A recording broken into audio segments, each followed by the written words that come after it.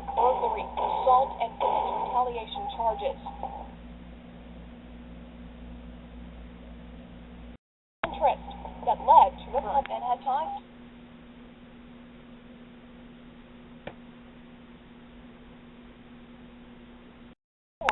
Both Nelson and Martinez admitted they were at the scene the night Johnson was attacked, but then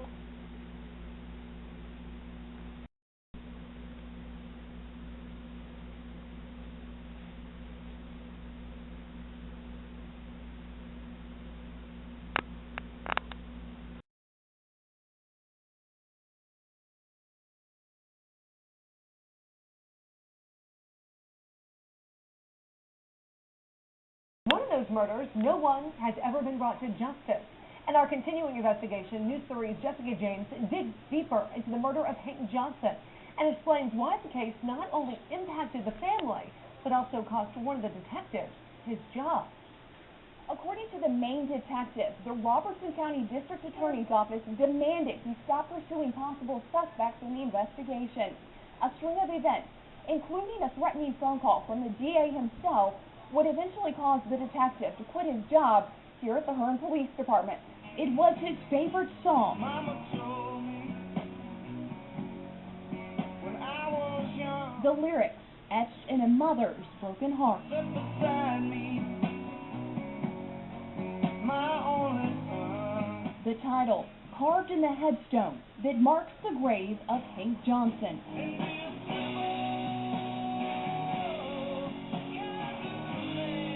Johnson was a simple man, a welder, a musician, a father, and a son. I cannot stop until I know what happened. In the summer of 2008, Johnson checked into room 125 at the Executive Inn. The 27-year-old was staying in the Hearne Motel while working at the Oak Grove plant in Robertson County. On the night of July 10th, he was found beaten half to death on the floor of his room, covered in his own blood. He never regained consciousness, died less than 2 weeks later. Former Hearne detective Steve Stokely headed up the case and developed several suspects. According to Stokely, 41-year-old Billy Blackburn was the first. Blackburn is the brother-in-law of Robertson County District Attorney John Paschall.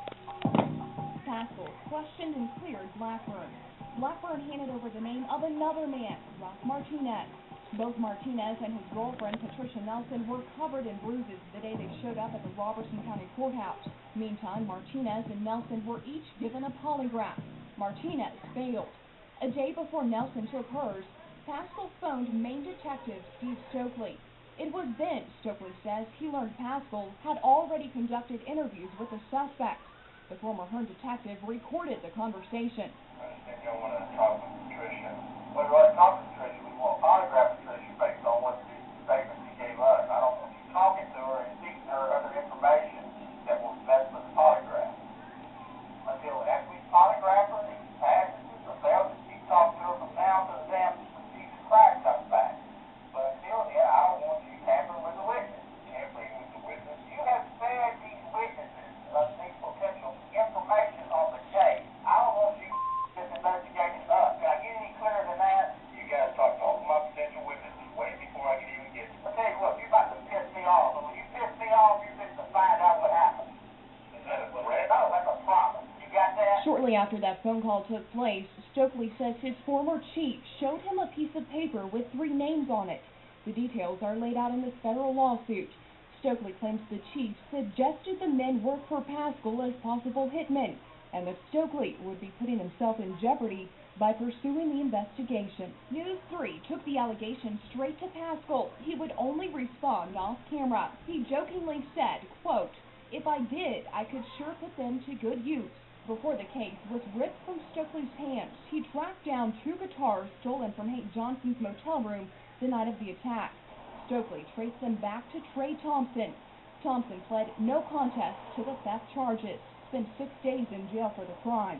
The police report does not indicate Thompson was ever developed as a suspect in the murder investigation. When we identified his guitars, immediately he said, "Don't touch them. They're going to the lab." Well, indeed, they never went to the lab. According to Paschall, the evidence wouldn't hold up in court because Stokely used his own money to buy the guitars off the street. Then, just before fall settled in, Stokely says all of his reports in the case file vanished. He was demoted and eventually left the department. That October, Paschall's office officially took over the investigation. Without any new leads, the case was shelved. If I have to beg, if I have to plead, I will. Ms. Johnson spent nearly 2 years hounding police, pressing Paschall's investigators to take samples of blood left under Hank's fingernails. I called and I said, did you take the blood from under my son's fingernails? And he said, no, ma'am. Finally, in March of 2010, Ms. Johnson stood by and watched as her son's body was exhumed. Medical examiners pried open the coffin, gathered possible DNA evidence that could slam the case shut. Almost 3 years since Hank Johnson's death, his killer remains silent. But one thing is certain. This is about justice, and the justice of my son. This mother won't. We tried contacting the Texas Crime Lab to see if they were in fact able to extract DNA evidence from Hank's fingernails. They declined to comment. However, according to Ms. Johnson, they entered the DNA evidence into a national database back in May of 2010. It's been almost 1 year. Still, no results.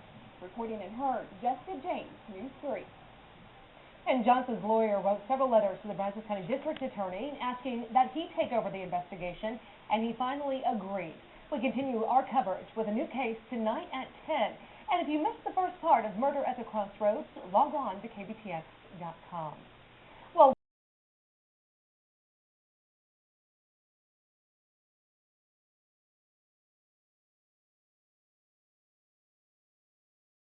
honor, and I told